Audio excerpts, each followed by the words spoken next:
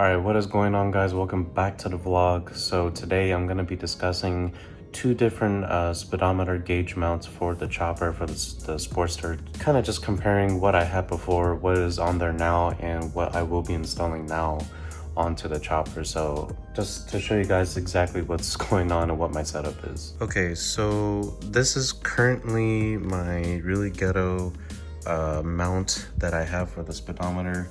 It's literally just a belt and a zip tie onto the frame of the bike. The reason for this is because the original mount broke and unfortunately caused a little bit of damage onto the rocker box on the second piston. So this is powder coated black, as you could see, and it kind of just, as the mount broke, it kind of just swung here for some reason. The sharp edge, which is this guy, this is what broke. That basically took a stab into here, and now I have to re-powder coat this eventually. So unfortunately this is the situation right now with it. But with that being said, this is the mount that I was rocking with the speedometer originally. So if you guys remember, I had relocated it from here on my old video, from here to basically it was like right here. And that broke, that caused that damage, and now I have it mounted here. So this mount, as you guys can see now, is the same mount as this. This is CycleVision's speedometer relocation bracket. This is basically what broke off, this corner piece right here. So the reason for that is because where CycleVision's wants you to mount the bracket is right on the motor, and the motor sees the most vibration. So especially with older Harleys, with the Evo motors, I don't know about the newer ones, but this one sees a lot of vibration, especially, you know, you're ramping on throttle, or you just even on idle. I mean, idle's not as bad, but regardless, you know, you're on the road, you're hitting potholes, whatever, this area is going to see the most vibration compared to the frame or the tank, or basically anywhere else on the bike. So definitely not gonna go with that anymore. They were nice enough to send me a replacement, but I'm not gonna go with that anymore. I'm gonna be going with Kinetic Motorcycles. That's the brand right there. Kinetic Motorcycles speedometer relocation. So this doesn't go onto the motor. So the CycleVision's one mounted here. You can kind of see like the damage too here. The original one goes here. This guy goes basically right there. So there's a little lip, elbow lip right here. That gets mounted literally like where you can see the tank. I honestly don't know if it's here or here. I'm gonna have to look more in detail. But yeah, it's basically when you mount it here, there's just less chances of vibration for this mounting point to break. And I had asked Kinetic Motorcycles how thick the material is, and I believe they said 1/4 inch, which that's pretty thick, and it's steel too, it's not aluminum. So hopefully this holds. I'm gonna transfer everything over, the back plate, the speedometer of all this, get this all out of there, transfer it onto here, and mount and decide whether this mounts onto the bottom or top of the tank, or the mounting point of the tank. All right guys, so just to show you guys where I'm at, I took off the back plate. I showed this in the last video, but it's basically these two screws that were holding the back plate together, along with this rubber seal that you can see right there. These are the screws for it right there. And then these other two screws are the ones that are holding your indicator lights. So you can see the holes for that right there. So now just taking off this connector, and once I do that, I can basically start taking off this entire housing that broke, the CycleVision's housing, just like that. That's out. Can leave that hanging for now. Flip this on the other side, take off the speedometer. I have this, and this is the most important part of the video.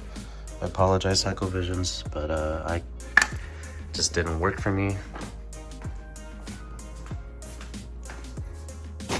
Okay, so with that being off and now this kind of being on, so to show you guys how it's supposed to orient, it's supposed to look like that. So the indicator lights are supposed to be up top this time instead of the bottom. This is a clamp-on style, so you can see the hardware here and the nut. Basically, I tie in the nut and it needs to grab onto a specific part of the speedometer. In this case, I'm gonna decide to have the lip of this housing sit right on, like kind of like that, where you see the lip of the gasket on the speedometer. So I'll push in the speedometer far enough to where it'll sit on the lip like that, and then I'll tighten down the clamp, and then it should be good to go as far as orienting this. Now I do need to put the back plate on, so I'm gonna see if I need to put that on first and then clamp this down, because I don't want to tighten anything yet. I need to piece everything together, see how it all works. But I also did find out that the mount is going to be right here. So based on the pictures on the website, it's not up here. Actually, it makes sense for it not to be up here. This would be the more solid point of the bike, of the frame, because this is where originally the tank is mounted to. So if you didn't have a tank riser, it would actually be this would be here basically. But yeah, now since I do have a tank riser and this is a stable, rigid part of the frame for the tank, then it would be here. So and then this basically would be on the outside, so it would look something like that. So yeah, gonna go ahead and basically finish assembling this whole thing and then bring you guys to the next step where I need to mount it. Okay, so I have the back plate or the back housing onto this bracket mount. Everything is tight. Tighten this guy right here.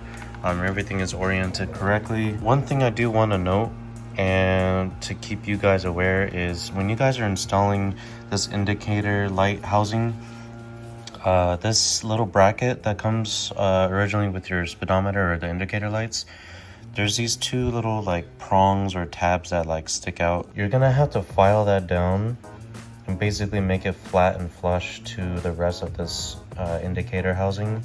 The reason for that is because it won't work with the housing of this guy. So there's no slots for those prongs to stick through. In that case, you would basically just have to, see if I could do this with one hand. You would basically have to orient it and put it through the slots like that, and boom. So I don't have like the background where the oil and everything would be. It's actually sitting right there.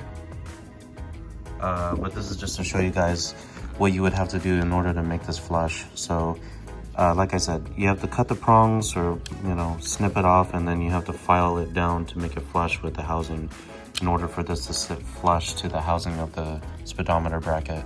So once you do that, you just get this guy here and you mount it to the back of this with those two screws, and basically you're good to go. This whole unit is complete, and you would just have to install this onto the tank.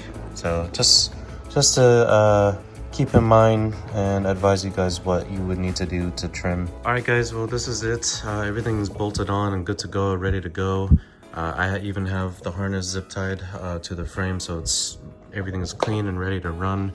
I have this oriented a certain way where, you know, when I am looking down, even though I don't really even use this when I'm riding, but when I do look down, it's clear to me what I'm looking at. I also have this fixated to where it's kind of straight with the riser tank bracket. So just trying to make it look as uniform as possible and as consistent and clean as possible. But hopefully this is the solution to the problem of, you know, having this not break where it was over here. And as long as it doesn't break, that's all I care for. Otherwise it looks pretty clean. I wish this would come out a little bit better. That's the only complaint I'd say about this mount, is that when they made the holes for the indicators, they weren't circle, they were kind of like a rectangle, which means these holes, the white piece you see right here, these are circle. So going into like a rectangular hole, I mean, you guys can figure it out from there, but it won't like fit exactly right. So that's why there's a little bit of a gap here. I wouldn't think there's gonna be a problem with, you know, like some sort of moisture getting in there, because the LED boards are really inside here. So, I mean, we'll figure it out. I'll know soon enough, but otherwise I don't think it'll be a problem. Everything's bolted down like I said, and it's all good to go. I'll turn it on for you guys to see. I'll have to set the clock because I reset the harness. But yeah, turn that on. Turn that on. And I'll even key on the motor. Everything's good to go, as you guys could see. So yeah, pretty honestly, the look of it looks better a little bit higher up than it did on the bottom, to be honest, just so that this doesn't get too cluttered. And there's a little bit of a space up here too anyways, this like missing hole here. So I guess having this be in this area just looks a little cleaner in my opinion. Alrighty guys, well that's pretty much it for the install. If you guys have any questions or comments about this install, please comment down below. I'll link down the product as well, and hopefully you guys can have a look at it and see what you guys think about the product. Hopefully you guys considered my feedback in this video regarding the product pretty strongly. But otherwise guys, that's pretty much it. I'll catch you guys later, and I'll keep you guys updated as always. See ya.